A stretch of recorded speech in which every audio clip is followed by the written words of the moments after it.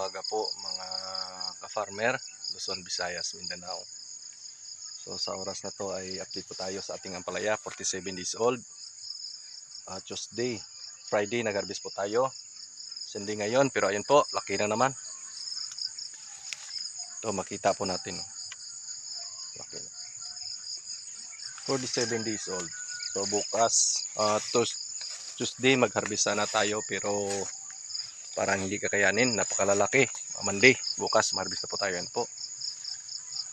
So ang apat na harvest bukas sa 110 na puno. Sana makaabot tayo ng mga 700 bukas. Dalawang araw lang, no? Friday, Saturday, Sunday. So Monday, harvest na tayo. Ito po, napakalaki na to bukas. Ganda-gandang pahiwatig to, no?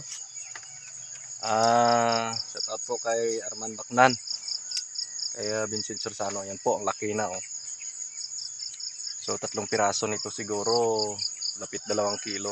So kailangan nating harvestin bukas. Po, yan po. Yan po.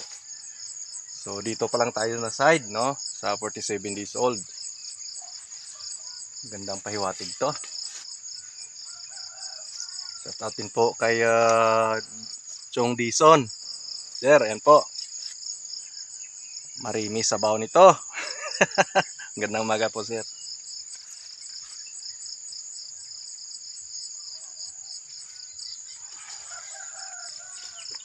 Yan po. Makikita po natin, ayan po. Gandang pahiwatig to. Bukas, malaki na nito.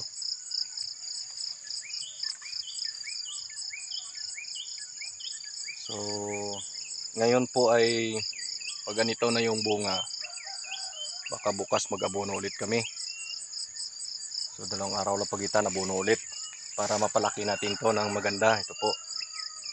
So, ito, ano ngayon, Sunday. By Friday, pwede na to. Ganito kalaki, pwede na guro to. Basta pakainin nila natin ng mabuti yung ating ampalaya. Yan po, makikita po natin. Napakagandang pahiwatig to, no? 47 days old.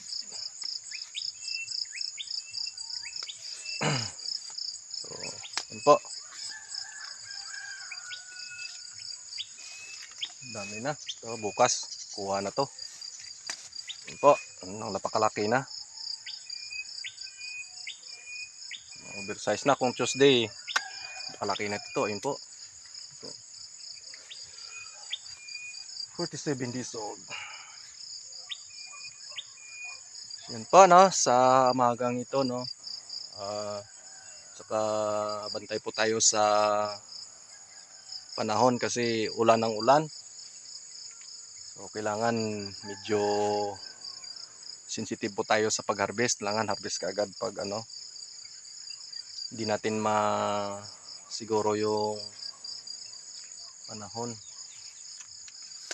Po, dapat bantay po tayo sa ating ampalaya. Yan po, laki na. Yan po, makita po natin. So siguro dalawa nito 1 kilo.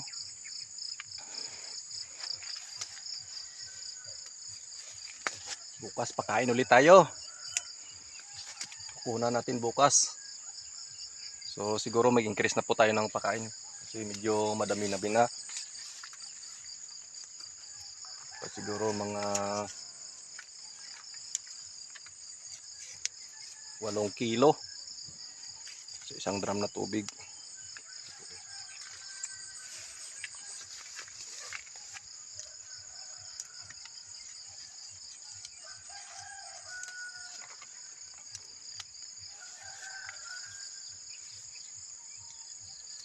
Shout outin po sa mga follower natin dyan na hindi ko to po nabanggit. So pasensya na po, medyo busy po tayo. Yan po, makita po natin. Tandaan nyo lang po yung video natin. Kung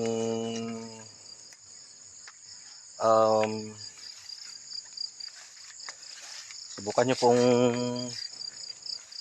gawin yung pamaraan po ni Pisong Farmer. Kung okay sa inyo, di maganda. Pero kung hindi okay, so ganun talaga ang buhay. Lalo na po sa mga baguhan na gustong matuto. So, God bless po sa inyong lahat.